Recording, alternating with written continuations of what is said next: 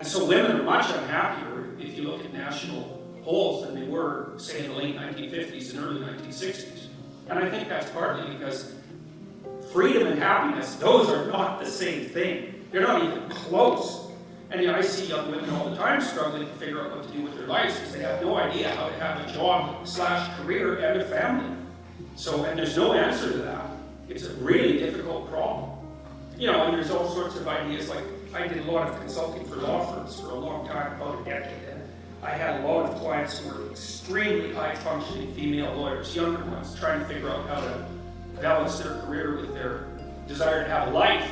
And you hear all the time about women being denied access to positions of power, and that's a consequence of prejudice and oppression. It's like, yeah, everything is caused by the same thing first, right? You've got one causal principle, wonderful, now you're a philosopher.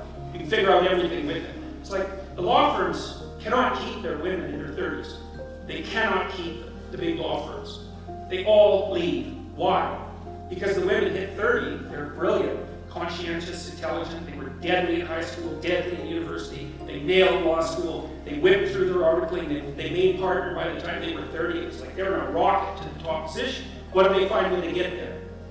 80-hour work weeks, right? Because that's one of the things you want to think about. You think that the people who run things are sitting at home smoking big cigars and like telling their minions what to do. It's like that's like the 1920s millionaire that's on the cover of the Monopoly game. That's no sociological analysis.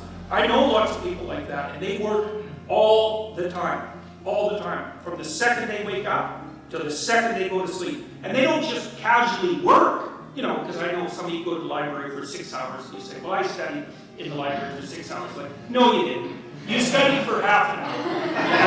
You had coffee and you looked through Facebook and you went home and you said, well, I studied for 6 hours, and you're happy about it. But bloody well you didn't. Partly because you can't. I can only read for about 3.5 hours till I'm done. And I'm pretty good at it. So these people who are running things, there's corrupt people obviously, but the vast majority of them first are self-made, and second, they're so bloody efficient and smart, you cannot believe it. And they work 80 hours a week. And most of them happen to be men.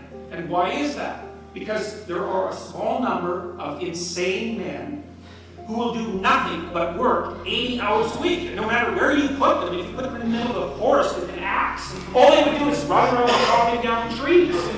So the issue isn't why aren't there more women in positions of power? It's why are there any men insane enough ever to occupy those positions? Because we also know, and the data on this is very clear, what's the relationship between money and well-being? Once you have enough money to keep the bill collectors from your door, so once you have enough money to stave off misery, which is sort of lower middle class, something like that in our society, maybe a little lower than that, extra money does not help you. It does not improve your life.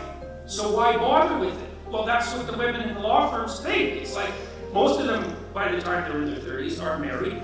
Almost all of them are married to men who make as much money or more than they do, because that's what women go for cross-culturally. 4 to 5 years older, equal or higher in the socioeconomic status. So their husbands already make $350,000 a year. It's like they think, well, I don't need much more money. The men use money to keep track of the competition, by the way, because all the male lawyers that I talk to are usually real hard-ass guys, really low in agreeableness, really high in conscientiousness, like conservative types, low in openness as well. And they want to win. And the reason they care about their damn bonus at the end of the year isn't even so much because of the money, it's because they got a much bigger bonus than the other son of a bitch sitting beside them, and they're happy about that. So there's a real brass knuckles competition that drives these sorts of things. But we get things backwards so often in psychology and in sociology. It's not why there aren't more women in positions of power. It's why do any men want those positions? You just have no idea the amount of responsibility that comes along with that. You just imagine for a minute trying to run $1 billion corporation. You can't even bloody well balance your checkbook, and there's dust bunnies underneath your bed. How in the world would you ever run $1 billion corporation? Those things are complicated. And you have enemies, and they're trying to take you out all the time. You look at Apple and Samsung, man, they're just torturing each other in the courts nonstop. You know, if you're running a big corporation, you'll be handling 200 or 300 lawsuits at a time. And that's just nothing compared to the complexity of what you actually have to do. Stay on top of the technology, constantly interact with your large customers, travel all the time because you have to maintain the relationships. You have to regulate the politics inside the business. Believe me, it's no picnic. And you think, well, you get a lot of money. It's like, what makes you think that's such a good thing? You know, like if you're half crazy and you have a lot of money, you're going to be crazy a lot faster, I can tell you that. Because it frees you from all sorts of constraints.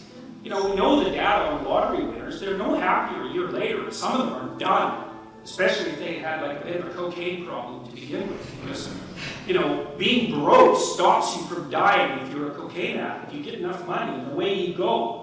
And you think to yourself, you know, you've got all sorts of bad habits and weirdnesses. If somebody dumped an infinite amount of money on you, what makes you think you wouldn't unravel completely? It's highly probable. So, anyway, so back to these women.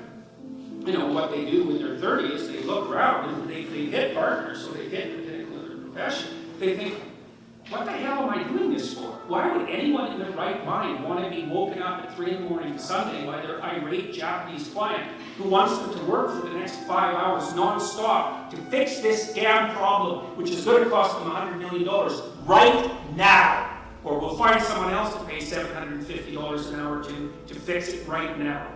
And you think, well, that's, you know, a masculine form of value, because that's one of the criticisms. If the law firms just adopted a more feminine structure of value, it's like, what kind of bullshit is that? The reason that you get up at 3 in the morning on Sunday to talk to your Japanese client who's freaking out about their contract is because if you don't jump the hell up and do it right now, there's some starving associate who's unbelievably ambitious in New York who will pick up the pieces in 0.2 of a second, and they're smart and aggressive and they'll take you out.